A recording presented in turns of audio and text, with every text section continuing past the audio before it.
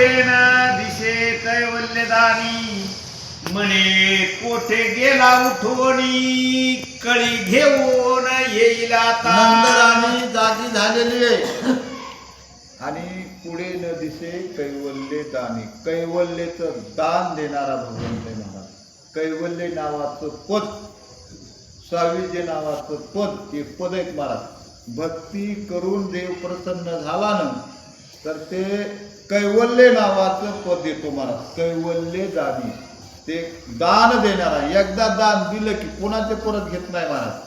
तो भगवंत कसा आहे? कैवल्य दानी. जागी झाली नंदराणी पुढे न दिसे कैवल्य दानी. कैवल्यचं दान देणारा तो भगवंत पुढे दिसाना झालेला आहे. मग माझं लेकरू माझ्या समोर नाही. आई घाबरून गेली आणि कुठं लेकरू गेलंय म्हणून शोधू लागलेली आहे. श्रीकृष्णाचा माग काढीत माता चालली शोधी. जैसी वेद श्रुती निर्वाण पंथ सूक्ष्म काढीत शोधोनी. मातेनं कृष्णाचा माग काढीत निघाली महाराज. खरी आई म्हणते तिला. लेकरू कुणीकडे गेलं आणि कुठं माझं लेकरू असल त्याचा मागच काढीत आई जाते. ज्यावेळेस लेकरू दिसल का त्यावेळेस त्या आईला चैल पडतं महाराज. तोपर्यंत चैल पडत नाही. कशा पद्धतीनं माता कृष्णाचा माग काढीत निघालेली आहे. वेद आणि श्रुती जसं माग काढतात आणि माग काढून या ठिकाणी देव आहे असं ज्यावेळेस वेदाला आणि श्रुतीला कळतं का त्यावेळेस वेद आणि श्रुती शांत होतात. वेदाचा माग काढीत जातात, आपलं देवाचा माग काढीत जातात आणि ज्या ठिकाणी देव कळला किंवा देव आहे असं ज्यावेळेस वेदाला आणि श्रुतीला वाटतं आणि त्यावेळेस ती वेद आणि श्रुती शांत होते.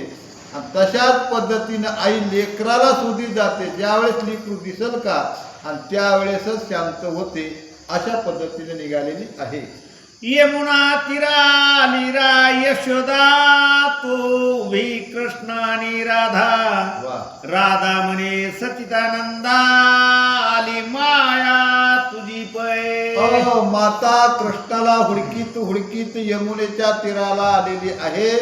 मातेनं दोघालाही बघितलं आणि राधेनं मायाला बघितलं.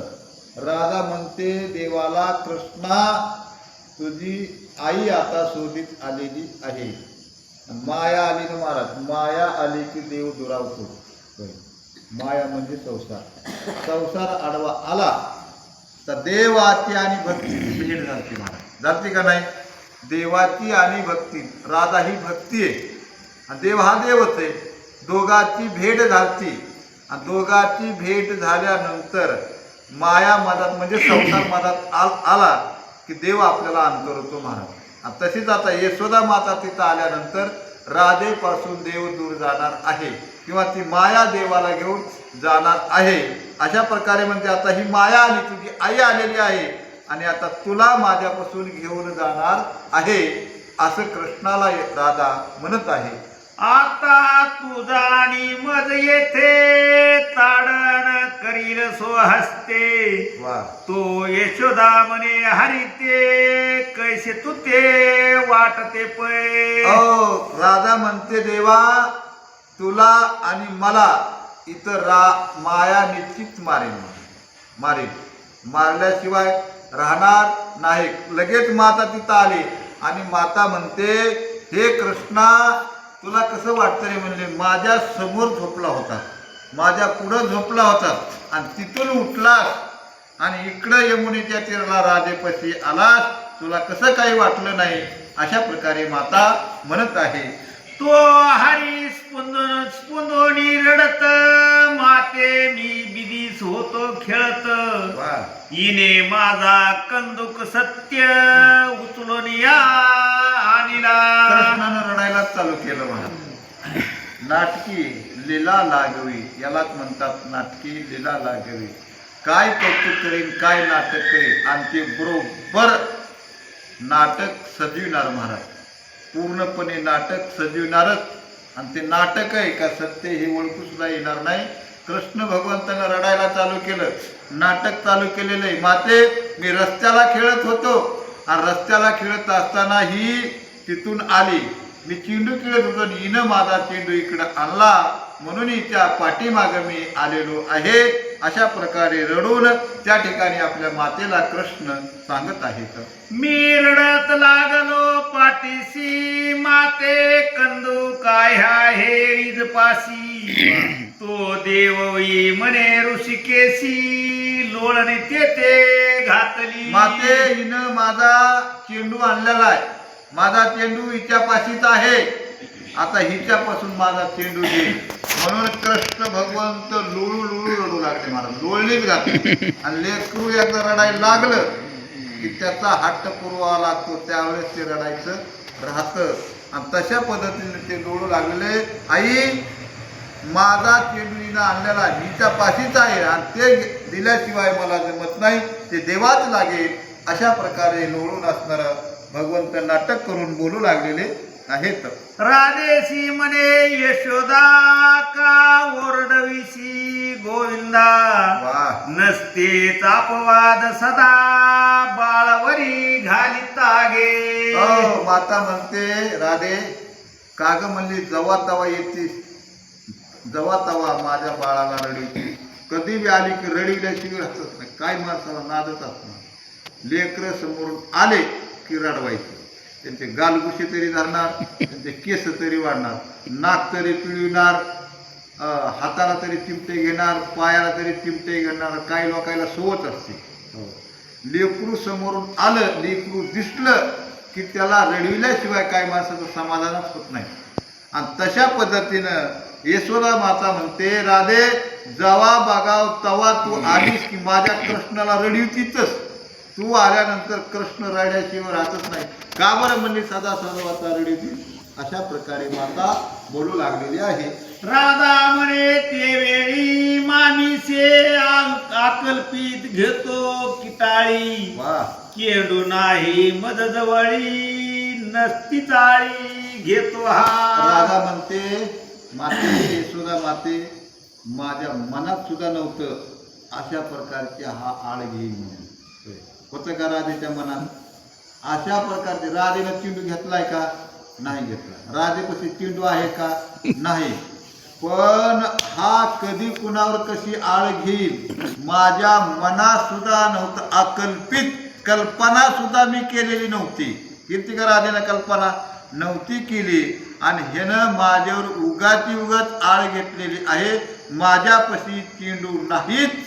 अशा प्रकारे राधा सांगते. नसला तर ह्याला चेंडू निर्माण करायला काय उशीर आहे?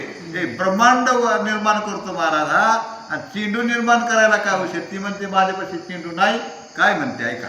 कृष्ण म्हणे मातेशी, झाडा घेई तू इजपासी. वाह, चेंडू निघेल निचेसी, जणी ये आताची. जननी ये आताची. हे जननी माते, चेंडू माझा हिनं घेतलाय आणि ही माझा चेंडू घेऊन इकडं आली आहेत.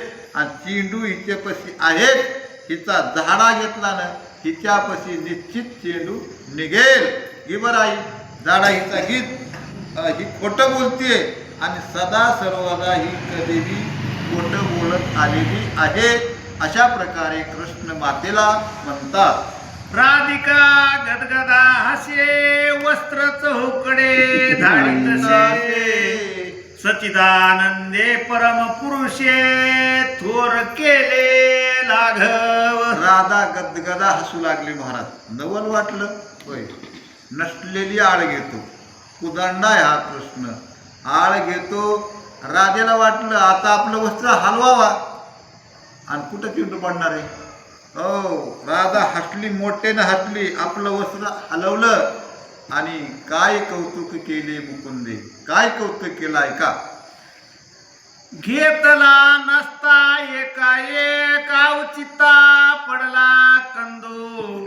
गदगदा हासे वैकुंठ नायक, आकळ दे कलीला त्याची. आकळ दे कलीला ज्याची. होय, त्याची लीला अटळ आहे.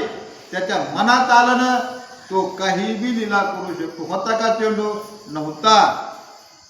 त्याची लीला आहे महाराज. त्याचं कौतुक आहे, त्याचं लाघव आहे.